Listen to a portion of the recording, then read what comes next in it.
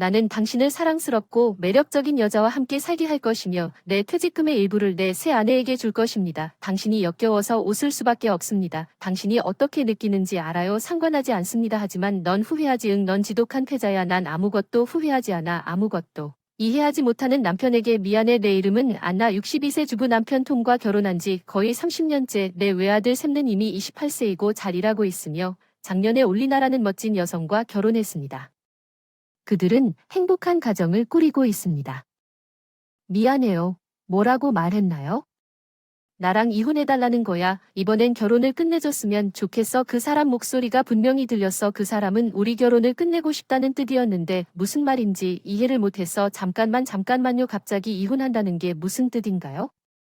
블루나 한동안 결심했어. 은퇴하기 전에 널 떠날 거야. 이유가 뭐야? 너 지쳤어. 무슨 말이야? 넌 나 지쳤어. 어쩔 수 없잖아. 지쳤어. 잠깐만 이해가 안 돼. 설명 좀 해줘. 닥쳐. 넌 항상 날 귀찮게 해. 3개월 뒤에 은퇴할 테니 낡은 물건을 사서 그 사람들이 오기 전에 당장 나가. 잠깐만. 너무 갑작스러워. 도저히 감당할 수 없어. 필사적으로 저항했지만 전혀 내 말을 듣지 않았다. 이혼 서류를 들고 나에게 다가왔다.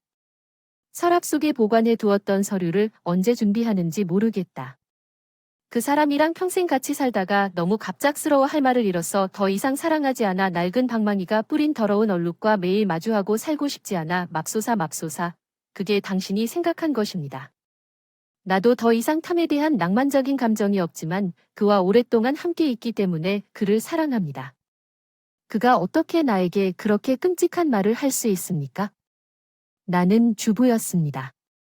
결혼한 이후로 톰이 나를 떠나면 나는 살아남을 방법이 없었기 때문에 나는 아무데도 갈 수 없었다. 톰은 파트를 다 쓴 뒤 나에게 관심이 없었고 내 앞에 이혼 서류를 두고 톰이 있는 곳으로 갔다. 늘 남편 없는 남자였는데 집안일도 안 하고 나한테 친절한 말 한마디도 안 했지만 우리 또래에겐 별일이 아니었지.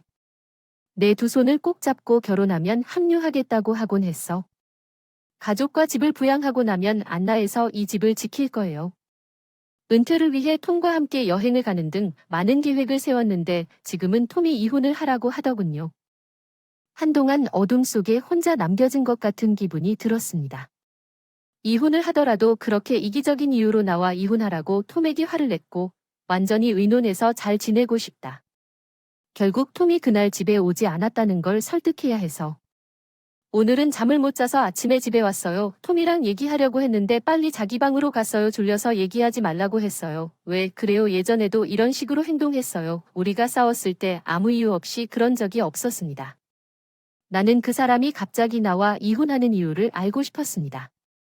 저녁에 그 사람은 바로 목욕하러 갔기 때문에 우리는 마침내 저녁 식사 때 서로 얘기할 기회도 있었는데 나한테 질려서 갑자기 이혼하는 건 받아들일 수 없어. 날 사랑하지 않는다 등등 젊은 커플들이 이혼 사유를 정확히 말해준다고 하네. 응, 더 이상 전박이 주름진 낡은 박쥐랑 같이 있기 싫단 말야. 난 온순하고 나 같은 남자 없으니까 너 못생긴 걸 참았단 말야. 난 정말 신사인데 한계가 왔어. 너처럼 못생긴 여자랑은 못 살아. 톰이랑 얘기하려고 할 때마다 계속 똑같은 욕설만 하더라. 말도 안 되는 소리 하지 말고 빨리 말해줘. 떠날 예정이니 듣고 계시나요? 확신할 수 없으니 이혼 과정에 대한 타당한 이유를 알려주시면 어떻게 이혼을 결정하거나 집을 나갈 수 있습니까? 지금까지 나는 그의 아내이기 때문에 그의 남편다운 행동을 받아들였지만 우리가 낯선 사람이 될 경우 나는 한 발도 물러서지 않았기 때문에 남편의 오만함을 참을 수 없습니다. 톰은 그것으로 충분하다고 말하면서 그는 침대 위에 누우기 시작했습니다. 소파에 놓고 TV를 켜세요. 실례합니다. 아직 할 얘기가 안 끝났어요. 이제 다 끝났어요. 가방 싸고 놔두세요. 그러면 톰은 나한테 말을 멈췄어요. 그는 내가 하는 말을 무시하고 내가 서 있어도 나에게서 멀어지려고 해요. 내 앞에서 그는 내가 요리하는 식사를 중단하고 편의점과 슈퍼마켓을 이용하거나 외식을 시작합니다. 나는 하루를 바꿔서 그와 끊임없이 대화를 시도했지만 톰이 일하러 집에 와서 나를 만나면 나를 거부합니다. 안녕하세요. 엄마 축하할 일이에요. 생일은 레나랑 같이 아빠랑 넷이서 초밥 먹으러 갈 생각인데 어떻게 샘이 전화하는 타이밍에 긴장의 위협이 풀린 듯 누군가가 갑자기 울기 시작해서 많이 놀랐다. 뭐가 잘못됐나? 엄마 무슨 일이야? 아버지가 이혼하라고 했다고 말했는데 전혀 말도 안 되는 일인데 그 문제에 대해 의논도 안 하고 게다가 지금은 나를 공기 취급하고 무시하고 있단 말이야. 뭔 소리야? 샘 조용히 말했는데 목소리가 화났어. 나 잠깐 가서 아빠랑 얘기 좀 할 거야. 그날 밤에 우리 집에 왔었어. 아빠 대체 무슨 일이야? 톰이 갑자기 찾아와서 많이 놀랐어. 무슨 일이 있었는지. 내가 찾아왔어. 갑자기 엄마한테서 이혼을 원하는 게 무엇인지 다 들었는데 아들이 그런 말을 했을 때 이유를 전혀 이해할 수 없어요. 남편이 나를 쳐다보면서 샘에게 겁쟁이라고 말한 건 당신이에요. 이제 늙어간다는 걸 알잖아요. 우리는 서로 얼굴을 맞대고 이야기하기 때문에 당신이 나에게 말을 걸지 않고 무시하고 거부했기 때문에 당신이 나에게 말을 했다면 우리는 그것을 해결했을 것입니다. 당신과 나는 아빠 당신의 의견에 동의하지 않습니다. 이해가 안 돼요. 이혼 이유 좀 시간을 내어 얘기 좀 해주세요. 샘이 말해준 덕분에 톰은 마침내 저를 마주하기 위해 자리에 앉았습니다. 봐봐, 우리도 어떤 사람의 어린 시절 기록과 우리 가족 사진이 이 앨범에 들어있다고 해서 선반에 보여줘서 가족이 함께 보낸 행복한 시간을 생각나게 해줄 거라고 생각해서 톰이 치워두었어. 앨범이면 충분해. 난 마음을 바꾸지 않을 거야. 내가 무엇을 하든 이혼할 거야. 샘을 다시 만나지 않아도 상관없어. 이 말은 나에게 너무 충격적이어서 그 사람과 더 이상 진지한 이야기를 할 수 없을 것 같아. 알았어, 일단 별거 하자. 응, 도대체 우리 별거 이혼은 뭐야? 이제 이혼하면 이혼 못한다는 말이야. 퇴직금 절반 받잖아. 미친 짓이네. 30년을 너랑 같이 있었어. 나 아빠는 이기적인 방식으로 이혼을 요구하기 때문에 그만큼의 비용을 지불해야 합니다. 샘은 그렇게 말했지만 톰은 어쨌든 우리가 이렇게 별거하게 되었다고 동의하지 않는 한 내가 이혼 서류에 서명하지 않을 것이라고 생각할 수도 있다는데 마지못해 동의했습니다. 샘은 레나가 허락했기 때문에 우리 집에 오라고 했어요. 아빠는 집안일을 한 번도 해본 적이 없어서 한동안 따로 살면 혼자 살 수 없다고 했어요. 당신에게 얼마나 감사하는지 느낄 것입니다. 감사합니다. 샘 정말 기뻐요. 오늘도 왔어요. 톰이 슬픈 표정으로 나갔기 때문에 짐을 싸서 샘과 함께 집으로 나왔어요. 안녕 안나, 오랜만이에요. 미안해요. 레나, 귀찮게 할 생각은 아니었어요. 제발 그렇게 하지 마세요. 아니, 문제는 걱정하지 마세요. 당신이 좋아하는 한 오래 머물러 주세요. 레나는 멋진 아내입니다. 최근 내 인생은 세인트가 지옥에 사는 것 같았고, 친절한 아들과 그의 아내와 함께 보낸 시간은 천국처럼 평화롭고 편안하고 행복했습니다. 왜요? 아빠, 이혼하기가 그리 꺼려지셨나요? 다른 이유가 있을 것 같아서 조사를 하려고 했는데 돈이 필요해서 얼마 전부터 일을 시작했는데 조사 비용은 제가 냈을 텐데 그러면 안 될 것 같아요. 괜찮아요. 부모의 이기심으로 당신을 괴롭히고 싶지 않아요. 게다가 우리가 이혼하더라도 제대로 된 직업을 갖는 것이 더 나을 거예요. 톰이 나를 공기처럼 대하기 시작한 이후로 그 사람이 나를 떠난 후에 나는 무엇을 할 것인지 생각하고 있었어요. 나는 어렸을 때 부기 자격증이 있어서 아르바이트라도 채용할 수 있는 일자리를 여기저기 찾아다녔어요. 사람을 구하는 회사를 찾았어요. 12년 정도 같은 업계에서 일한 경험이 고맙더라고요. 몇 년이 지나서 간신히 채용됐고 이제 내가 해야 할 일은 톰을 조사하고 혼자 살 수 있는 곳을 찾는 것뿐이에요. 그건 우리 엄마예요. 하지만 혼자 떠날 방을 찾을 필요는 없어요. 저와 레나가 당신의 이혼 소식을 들었을 때 우리는 둘 다 당신과 함께 살기로 동의하고 당신이 원한다면 우리와 함께 집에 머물 수 있다면 좋을 것입니다.